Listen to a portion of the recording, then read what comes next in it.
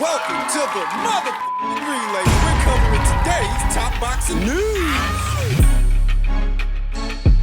Okay, we'll start with this. Earlier today in South Korea, Canada's own Jessica Camara boxed a beautiful fight as the away fighter against then unbeaten Hyun Mi Choi, a former champion at 2 weights. Attempting to become a champion at 3. She would have won this fight. She would have been well on her way to becoming the lightweight division's next WBA champion. Currently, Katie Taylor still has that title. Though given that she's currently undisputed champion up there at 140, it's only a matter of time before she vacates the version of the title that she currently holds at 135. And as stated, Jessica Camara, I didn't pick her to win. based on her knockout loss to Mexico's own Carla Zamora, based on Hyun Mi Choi's prolific punching style, that she's usually a very busy fighter within a round. I thought Hyun Mi Choi was going to win a points decision. As it stands, Jessica Camara boxed her socks off. She won. By being ballsy, mid-range to inside, a ballsy approach as the away fighter. If you're an away fighter, this is what you have to do. You have to be aggressive. You have to be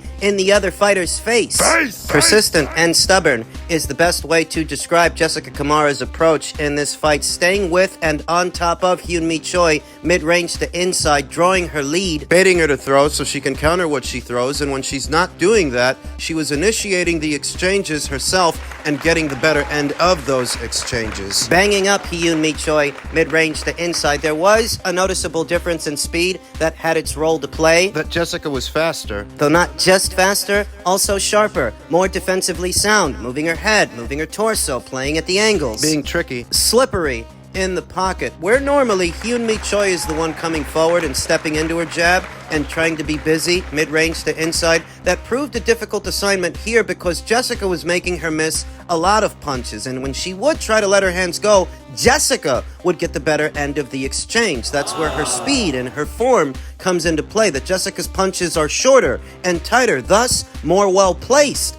than Hyun Mi Choi's. Jessica backed Hyun Mi off. And that's how, when you're trying for shots and they're not landing, they're not finding a home, you're going to be weary of letting your hands go moving forward because you don't want to pay for it. Get caught in between. It was a ballsy fight from Jessica. By staying with Hyun Mi Choi, she was the ring general, dictating when and where the action happens. Because she was slippery in the pocket, she was able to get the better end of those exchanges where Hyun Mi Choi's torso was a bit too static. She's not moving enough. Not moving her torso, not really moving her head. That's why she was there for the jab, there for the straight, there for the left hook. Hyun Mi Choi was outfought by Jessica Camara, who just dished her out her first professional loss. Jessica Camara is sometimes a hard fighter to peg, at least for me, because I never know which version of her is going to show up. Is it going to be the version that gave Callie Reese all she could handle, or is it going to be the version of her that got knocked out by Carla Zamora? I can never really tell. She surprised me this morning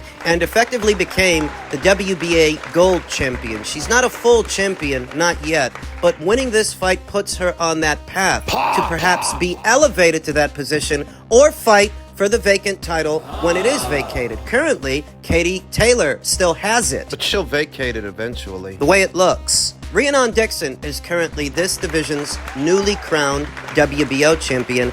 I anticipate that at some point Caroline Dubois may become this division's WBC. She might become WBC champion. Later on today, I anticipate that Beatrice Ferreira, she will become IBF champion. And I would like to see Jessica Camara in a potential unification match down the line later on this year against any one of those fighters, Caroline Dubois, Beatrice Ferreira, or Rhiannon Dixon. She could prove a tough assignment for any of them because, if nothing else, she's a more experienced professional than they are. She's won some fights, she's lost some fights. Doesn't have an O to protect. And when she's on her game, she can be quite formidable. We saw that earlier today with Hyun Mi Choi, some fights ago with Callie Reese, and before that against Heather Hardy. Jessica Camara is a formidable fighter. I just can't peg what version of her is going to show up in a fight. So congratulations to her for proving me wrong and putting herself on the path to become this division's next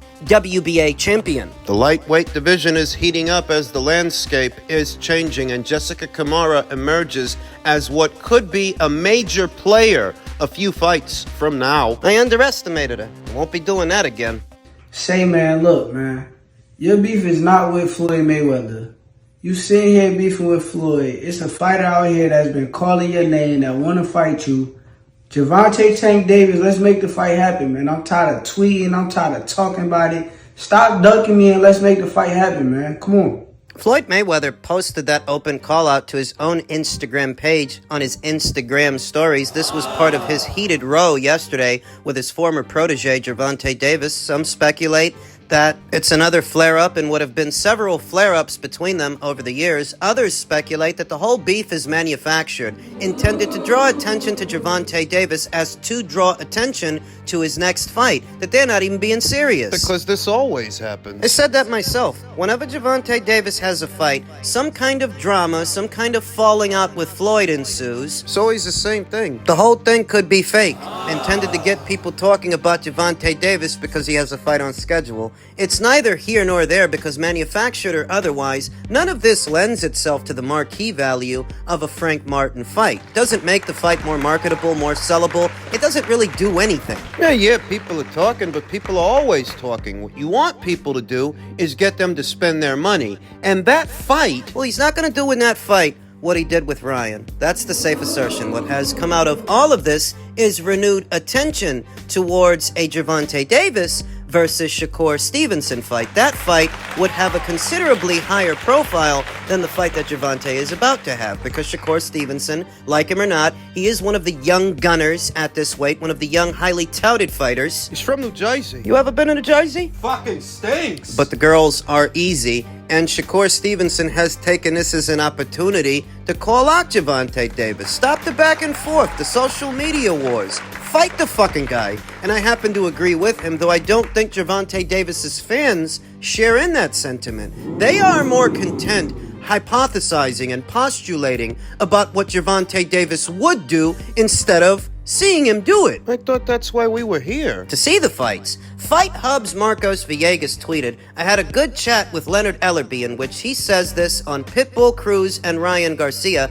both winning recently. He said a year ago they were saying Gervonta ain't fought no one. Pitbull is reigning. Ryan is reigning. Tank's resume doesn't look so bad. After all." Bullshit. It doesn't look so bad if you remove the context, as these linear arguments often do. Who did Isaac Cruz win that belt from? Rolly Romero. The weakest champion, and what is the weakest link at 140 pounds. Your round robin, your circle jerk of PBC fighters, that's not impressive. I got nothing against Isaac. I really don't, but I'm not going to be impressed that he beat Rolly Romero. I already saw the Dominican Republic's own Jackson Mariñez arguably beat Rolly Romero and get jobbed on the cards. I saw Ishmael Barroso get jobbed with that dubious stoppage where those punches, they weren't even landing. Why would I be impressed that Isaac beat Rolly when those guys beat Rolly? They arguably did. So we're supposed to look at Gervonta Davis's paper-thin resume, revise history, and be impressed that he beat Isaac because Isaac beat Rolly. Get the fuck out of here, man. Ryan beat Devin. He did beat Devin, but he had to play with the scales to do it. He had to pull a fast one on Devin. That's fine. He won. But I'm not impressed that Gervonta Davis beat him because he had to use weight stipulations to do it. He had to put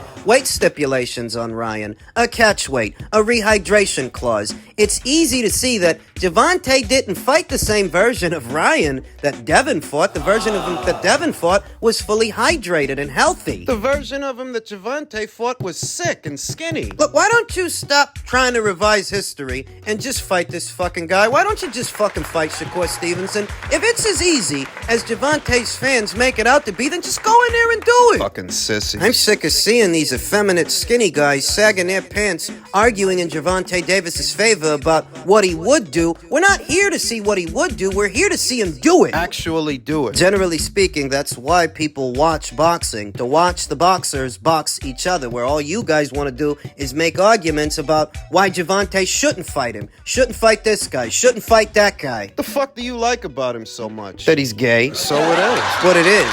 They see Gervonta walking around wearing purses and painting his nails and hugging up on Adrian Broner. That's what they like about him. Dancing in his kitchen with his little tattoos and his little Speedo doing TikTok dances. That's what they really like about Gervonta. So when you bring up boxing, actual boxing, and actual boxing matches, well, they don't want to hear about that. They don't actually want him to fight Shakur Stevenson because they don't want to find out what would happen if he does fight him. They're afraid that he'll lose. Gervonta himself said that he has a 6 to 7 fight deal, and a part of that deal is fighting Shakur Stevenson. Gervonta said, I promise, after this deal, I'm done with the sport and done with being on the scene. I done enough. Not for y'all, but for myself. Y'all can have it. I'll play the back and help my young gunners come behind me. You see? And that's a promise. It's over. So he's essentially saying that after this 6 or 7 fight deal with whoever he has this deal with, he's gonna hang him up. Good. You know how Taylor Swift has the Swifties and Beyonce has the Beehive? Gervonta Davis, he's got the Sugar Boys. The Sugar Boys who have got sugar in their gas tank. And hopefully if he retires, they'll retire with him, because these are not boxing fans. These are closet cases. Does he fight Shakur Stevenson before he retires? If he does, I think Shakur beats him. I know that Shakur is a pure boxer, and pure boxers are not my cup of tea. And I know that a highly ranked pure boxer in Devin Haney, well, he just got his ass kicked by a fighter that he was so widely favored to beat. But I've long maintained that even though Devin and Shakur are both pure boxers, I think Shakur is more dynamic. He's better with that base style. I think he is. I understand that Devin might have the better resume, having fought the better fighters comparatively than Shakur has, but I still think Shakur's better with that base style. And that base style is all wrong for Gervonta. What happened to Devin with Ryan is not a parallel for this fight. It's completely different. Fully hydrated Ryan Garcia, solid, can take a punch, and Devin has no power. He's taller than Devin, where Gervonta is shorter than Shakur. It's completely different. Gervonta being shorter, noticeably shorter than Shakur Stevenson, he's gonna have to try to get inside on him. And Shakur Stevenson being a long-range fighter, a long-range jabber and mover, getting close to him could prove difficult. Yeah, maybe Gervonta has more power than Shakur, but power don't mean nothing if you can't land. Shakur Stevenson won't let him. He'll box from the outside because he's the taller, longer fighter with speed of his own, and he, like Gervonta, is a southpaw. So Gervonta won't have that advantage where he normally does. Throws orthodox fighters off. It won't throw Shakur off. He spars with a southpaw all the time. And Terrence Crawford. And he's a southpaw himself. Defensively minded. Short, stumpy guy like Gervonta, he needs you to come to him so he can catch you in between the punches. He won't have that opportunity with Shakur because Shakur's going to stay behind his jab and limit those countering opportunities. So I still favor young Shakur to win this fight, even though his base style ain't my cup of tea. It's not about what I like or what you like. It's about what works. That's why I don't expect Gervonta Davis to fight him. As it pertains to all of this back and forth action we've seen on social media, former fighter and champion Ishe Smith said, I have never met someone who lies as much as dude. Like my guy, you are a multi-millionaire. Lying on your finances is like lying on your dick. Anyone believing this man makes $300 million a month, that's $3.6 billion a year, are truly fucking idiots. He's talking about Floyd. What has come back to the forefront of this conversation is whether or not Floyd's finances are actually in order and whether or not he's actually as wealthy as he presents himself, because what Gervonta Davis is alleging is that an outstanding debt sees him held hostage, unable to leave Dubai because he owes people money. That's the conversation. He's a public figure. You want we shouldn't talk about it? So if you ever question Floyd's financial standing and whether or not he's actually as wealthy as he makes himself out to be, what you're likely to run into is somebody calling you a hater for it. You're a hater. That if you're not glazing this guy 24/7 based on how much money he made, oh, well, you must be a hater. Even when the math isn't mathing, as Ishe continued, so that means in 4 years, minus taxes, of course, my man has amassed $14.4 billion in revenue. $300 million a month? Right. So he's making more than Michael Jordan, more than Tiger Woods, more than LeBron James, Jigga, and Beyonce combined. Like, seriously, how many of you motherfuckers are that gullible? Quite a few. It's not a secret that Ishe Smith doesn't like Floyd Mayweather on a personal level due to his past experiences, and he's in the loop. He's in the know. He would know. But he doesn't like him. But because Ishe don't like Floyd, does that make what he's saying untrue? Two things can be true at the same time. Yeah, Ishe don't like Floyd, but he's right about what he's saying. It seemed to me that when Floyd said, well over a year ago, that he's pulling in something like $300 million a month, yeah, that was bullshit. But if it is bullshit, why would someone who's supposed to already be wealthy bullshit about his finances? For what reason? Because he's not as wealthy as he lets on. My man said he bought a house for 25 mil in California, and it's now worth 100 mil. Like, I swear, these people are pure idiots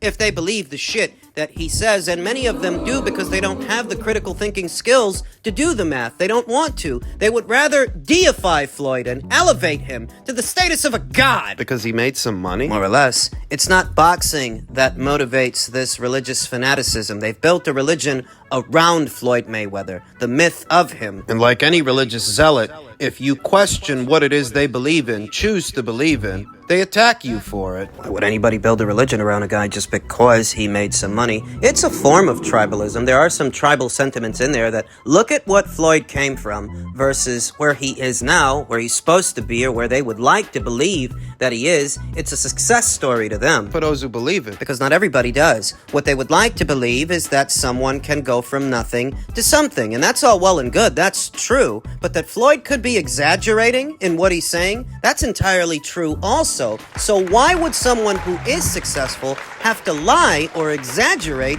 about how successful they are? It must be because of how successful they're not. It's a character. So when Floyd was an active fighter, he amassed a reputation as one of the craftier businessmen to ever wear boxing gloves because of how much money his fights were generating and how successful he was. What doesn't get said often enough is that he had the good fortune of having other marquee fighters in his era, other guys who had fans too, which helped to drive the pay-per-view sales. He didn't sell those fights alone. I say it all the time. Ricky Hatton had fans. Miguel Cotto had fans. Shane Mosley, Juan Manuel Marquez, Manny Pacquiao, Canelo, they all had fans that contributed to the revenue those fights generated. People weren't just paying to see Floyd. Hell, a lot of people didn't even like Floyd. A lot still don't. So if a lot of those fights were as successful as they were, it wasn't just because of him. But when everything you know about this fighter isn't what you witnessed yourself in real time when he was active, when everything you know is what you Googled on the internet or what you saw on YouTube, what you heard about, third-hand information, the fighter becomes a myth, and the myth becomes a deity in the minds of those who are too young and weren't there and really don't know. Don't want to. The way that small children latch on to fictional entities like Santa Claus or the Tooth Fairy, these guys latch on to the myth of Floyd Mayweather. So when you question his finances, well, they don't like that. There is reason enough to question them. If he has to exaggerate about the details.